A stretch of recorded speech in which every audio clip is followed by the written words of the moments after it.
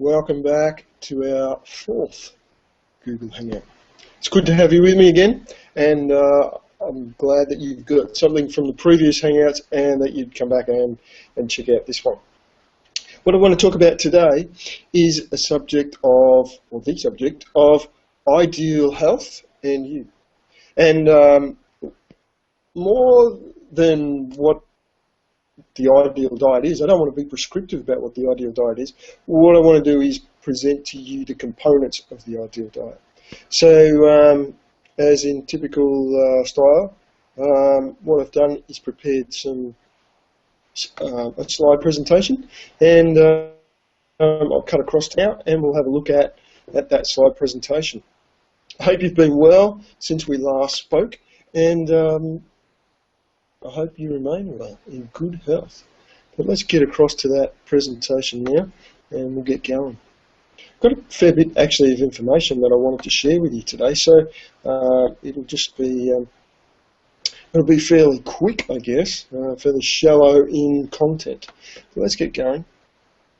So the context of today is the components of the ideal healthy diet. So presentation and texture, low glycemic index, pH low and neutral, excluding inflammatory foods, excluding engineered foods, and we'll cover what that is and how I define that.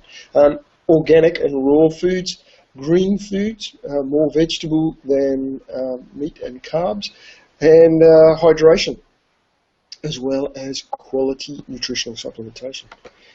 So the first part of how we eat foods is about presentation and textures, because when the first thing that we see is when the food gets put in front of us, it has an appearance, and that attracts us to the food, to eat the food. It sets our body up to really consume that food, and it's part of what our body determines as to how we're going to receive these nutrients.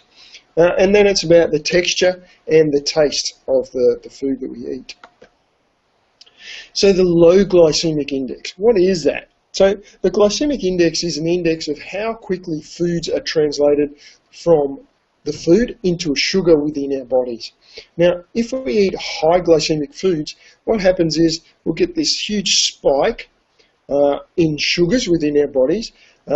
Insulin kicks in, and then insulin becomes the thing that stores fat. So it's the body's hormone for storing fat. So that cuts in up here.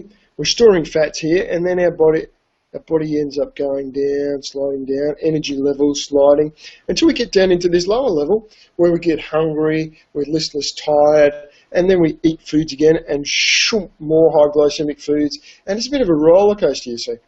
But low glycemic foods have a different effect. They have a less high rise and also a slower release of the energy. Of course, by having high glycemic foods, the insulin resistance is reduced, the sensitivity to sugars is decreased, and the chances of getting diabetes is increased. So you can see the blood sugar comparison over here. So what's another component? Another component is low or neutral pH. Now, the pH of foods determines the acidity within the foods. And of course, up in the lower section, we've got in the lowest section off the chart, it says, is colas, because they have such a high pH that your body can't even excrete the pH. Below 5, your body can't excrete it. And then you've got at the other end of the scale, where it's strange to see this, but you've got limes and lemons. And what actually happens is these foods seem acidic when you eat them, but inside your body they actually turn the opposite. And these lemons and limes actually absorb sugars within your body and neutralize the acidity of those foods. But over here it says, every single person who has cancer, and this was discovered in 1931, has a pH that is too acidic.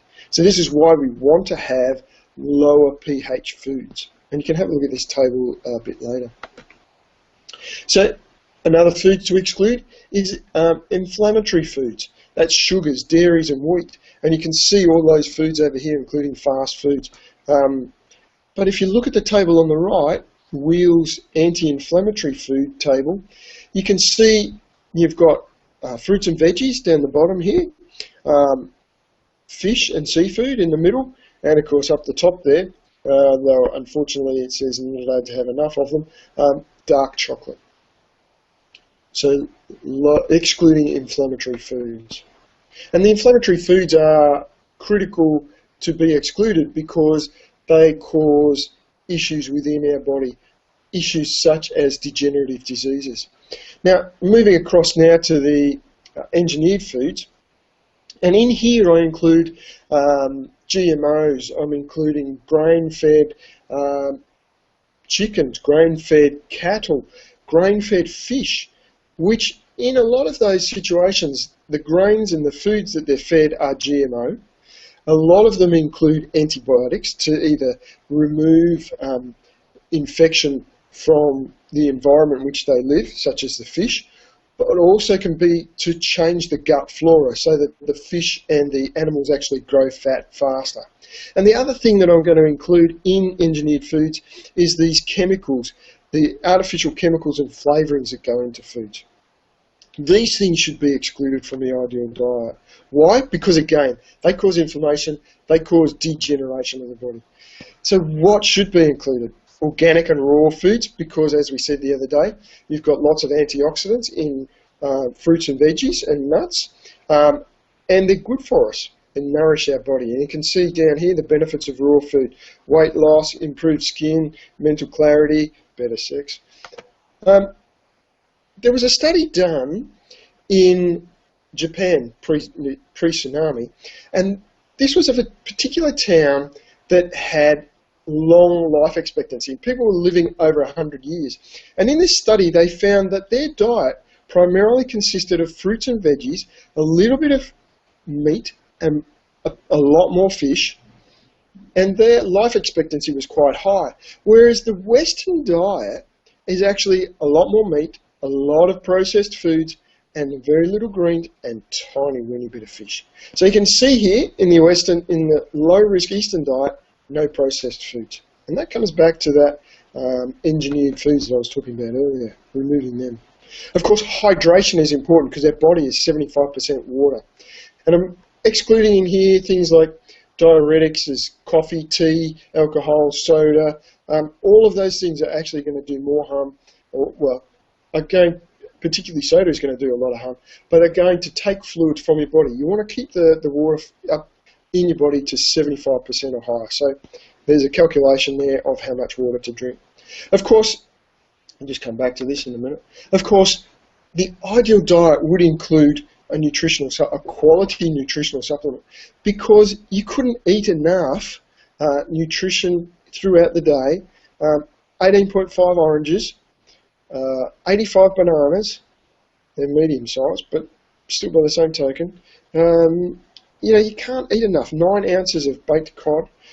You can't eat enough food throughout the day to nourish the cells as a quality nutritional would be able to. Mind you, you probably couldn't afford it either. Afford it from a cost or from a calorie point of view. And you can see the list of the material where we sourced this information from today. So just to recap, so enjoyment of foods is critical. The health of the diet involves low GI, organic, non-engineered food, low pH, raw foods, no inflammatory foods, and good hydration, augmented with nutritional supplements. And finally, if you think this is great information, please come and join us on Facebook. Come and see us, and let's have a chat. So that's all I have to present to you today. Thanks very much for listening. It's good to have you with me. Look forward to speaking to you soon. And in the meantime, I hope you enjoy good health. Bye.